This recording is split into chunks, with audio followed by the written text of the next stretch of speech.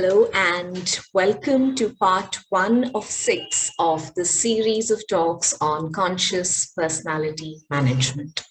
My name is Rukmini Iyer. I have been a regular speaker at the Help Library for several years now. In terms of the various identities I carry professionally, I come from a background in consulting in the leadership and organization development space. The other half of my professional work is around peace building and peace education. And some of the other identities that I carry, which I also bring into this particular series of talks, is being a student of philosophy and also having an academic background in psychology. So when we speak about this series, which is labeled very deliberately Conscious Personality Management, we're not talking of what is often used as a popular term, that is personality development. We are not speaking about developing our personality, but managing it instead. And as we go along in the series, you will understand why I specifically use the term management and not development. So today we will start off the first talk in the series by describing the structure of the personality. And then in the subsequent talks in the series, we will explore each of these components in the structure that's described in this talk in deeper detail. So I'm going to draw upon the works of several philosophers, theosophists, psychologists in this particular series of talks. And what I present here is, of course, partly my personal investigation and work on myself and my own personality. And a lot of it is also drawn from the works of several great leaders in each of these fields, namely philosophy and psychology. So there are several psychologists who describe the term ego, which is an alternative term for personality in the academic sense. The ego is often defined as a vehicle of consciousness, and therefore it needs to be managed consciously. Yet the popular term ego is often defined as a sense of pride, perhaps even has a negative connotation when we say someone is egotistic. Often the meaning that's attributed is that the person is perhaps arrogant or too full of themselves. That is not how we are going to use the term ego in this series of talks. When I use the term ego here, what I mean is ego as the personality, as distinct from the higher self, which is consciousness. So ego is essential for us as humans to survive and to function in the world. It is a tool that is deliberately given to us by the design of life. There is an intelligence in us having ego and the structure of the ego, because it makes us functional. It makes us manage ourselves. It helps us deal with each other, create systems and structures that the world operates with, and so on. And therefore, it is an extremely useful tool. And at the same time, it is essential to remember that it is just that. It is a tool, and it is not meant to manage us. We are meant to manage our egos. So that's the basis of what we are going to be speaking about as we go forward, that our ego, our personality, is the vehicle of consciousness. I'm going to draw upon the works of several people from what ended up being called the Theosophical Society. These include the works of Helena Blavatsky and Annie Besant and several other people from the Theosophical Society who worked on what is now called as the septenary system, which is 7 levels of the human being. And while there are several versions of the septenary system that you will find in theosophical literature, I'm drawing upon one particular version that was published by the Theosophical Publishing House in Manila, which describes the human system, the human structure, as having these 7 layers. If we start at the bottom, the 7th layer is what we experience in the most tangible, real, physical way, which is our physical body. We can touch and feel and see and sense our physical body. So that's one layer of our personality, which is the physical. Then we have what is termed as the etheric double. Often in philosophical literature, this is also referred to as the pranic body, the term prana being the vital force that animates or enlivens the physical body. If the physical body is not animated by prana, by the etheric double, then we are presumed to be dead, right? So that's another layer.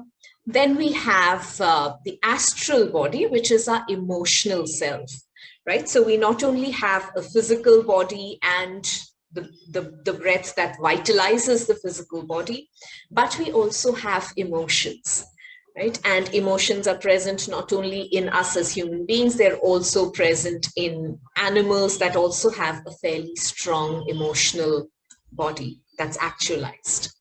Then there is what is termed as the lower manas. You will find some pieces of literature that refer to the lower manas also as kama manas. Kama in Sanskrit is desire, and manas is the mental or the intelligence. And so the lower manas, or the kama manas as it is called, is our mental body. It is what we in colloquial language refer to as the mind, and that also is an aspect of our personality. So there are these 4 so-called lower levels, which are tangible, which are easily experienced by us. Each of us can relate to these 4 layers. And then we have the 3 what are termed as higher layers of the human structure. So there is what is called as the higher manas, sometimes referred to simply as manas, which is the causal body, which is the intelligence that governs us all, and it governs certainly the lower systems. And then there is an even higher layer, which is called buddhi, which is referred to as the vehicle of higher consciousness. And there's Atma, which is the united self, right? At the level of Atma, there is only unity. There is no separation. There is no you or I. This is the divine monad. This is all our spiritual selves put together as one. In this series of talks, we are going to be focusing on the lower 4 levels that we described, which form the personality or the ego structure.